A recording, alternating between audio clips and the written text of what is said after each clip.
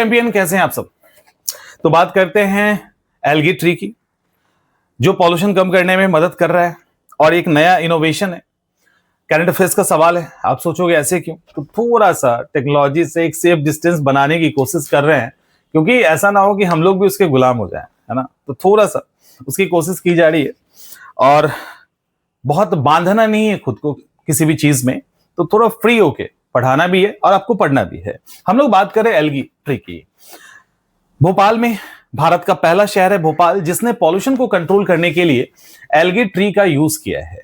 Algae tree को use करने, जो अभी लगातार कुछ सालों से इस पे रिसर्च चल रहा था, इसका रिजल्ट ये हुआ कि एक कंपनी है जिसका नाम है मशरूम वर्ल्ड ग्रुप, इसके द्वारा भोपाल में एल्गी ट्री का पूरा सेट इंस्टॉल किया गया है। इसके बाद इसको कहा जाता है कि smart solar powered air purifier है। ये पॉल्यूशन कंट्रोल करेगा। पॉल्यूशन कैसे कंट्रोल करेगा, तो ये जो ट्रे लगाया गया जिसके अंदर पूरा सेट है एल्गे का, कहा यह जाता है कि इसके द्वारा जो 25 बड़े बड़े पेड़ जितना कार्बन कैप्चर करेंगे और ऑक्सीजन रिलीज करेंगे, एक छोटा सा सेट ये काम कर देगा, पहला। दूसरा, एल्गे के अंदर कैपेसिटी होती है, एल्गे के अंदर की जो नॉर्मल पेड़ पौधे हैं उससे 40 से 50 गुना ज्यादा कार्बन डाइऑक्साइड को वो कैप्चर कर सकता है। यानी प्यूरिफाई करने की क्षमता एल्गे में, जिसको शैवाल कहते हैं, उसकी ज्यादा होती है। और 1.5 टन, ये जो पूरा सेट है वो लगभग 1.5 टन कार्बन डाइऑक्साइड एब्जॉर्ब करेगा और 1 टन रिलीज करेगा। इतना ही नहीं, पर्टिकुलर मैटर यानी पीएम मैटर, जो पॉल्यूशन के अंदर एक पर्टिकुलर छोटा छोटा पार्टिकल होता है, 2.5 का जो पीएम होता है, उसको 15 मीटर के रेडियस में उसके अंदर एक मोटर लगा है, जो आपको इमेज में दिख रहा होगा। तो उस मोटर के थ्रू क्या होगा कि 15 मीटर के रेडियस में जो पर्टिकुलर मैटर 2.5 है, वो भी 40 से 45% यानी 45 to 50% के आसपास कम हो जाएगा। तो ये दो काम कर रहा है। अब सवाल है कि ये काम कैसे करता है, तो हम जानते हैं एल्गे के अंदर क्लोरोफिल होता है।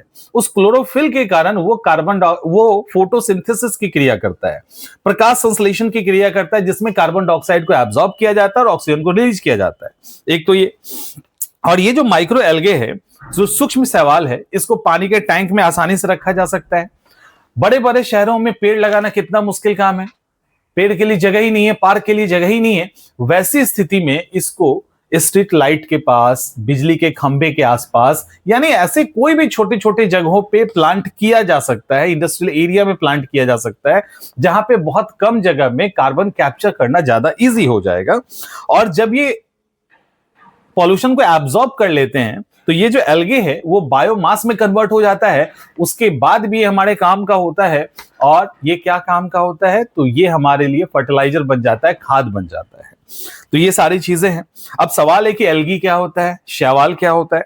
देखिए, शैवाल जो है पानी में पाया जाने वाला एक सिंपल यानी सरल फोटोसिंथेसिस करने वाला, और ये एक वो है ना, जिसके जो जीव है जिसके ना जड़ है, ना ही तना है, और ना ही कोई पत्ती होती है। ना जड़ होता है, ना तना होता है, ना पत्ती होता है, इसीलिए इसको एक कैटेगराइज किया गया है और इसको कहा जाता है थैलॉइड। थैलॉइड ये जो मुख्यतः जलीय जीव है, जल के अंदर रहता है, और ये सूक्ष्म एक कोषीय जीव से लेकर विशाल समुद्री शैवाल तक, जिसको हम लोग केल्प भी कहते हैं, सीवीड भी कहते हैं, वहां तक ये पाया जा सकता है। और ये यूकैरियोटिक होता है, ये भी फैक्ट है, यूकैरियोटिक होता है। ताजे पानी से लेके खारे पानी तक मिलेगा। इसका रेंज बहुत बड़ा होता है, लंबे समय तक टिकता है, और इसमें क्लोरोफिल होने के कारण फोटोसिंथेसिस की क्रिया करता है। खाने से लेकर अलग अलग यूजेस है इसका।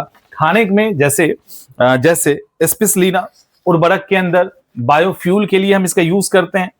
और एक चीज आपने सुना होगा कि कुछ बैक्टीरिया फोटोसिंथेसिस की क्रिया करते हैं, कुछ बैक्टीरिया प्रकाश संश्लेषण की क्रिया करते हैं, और कुछ बैक्टीरिया जो है वो चांदनी रात में भी ये काम करते हैं।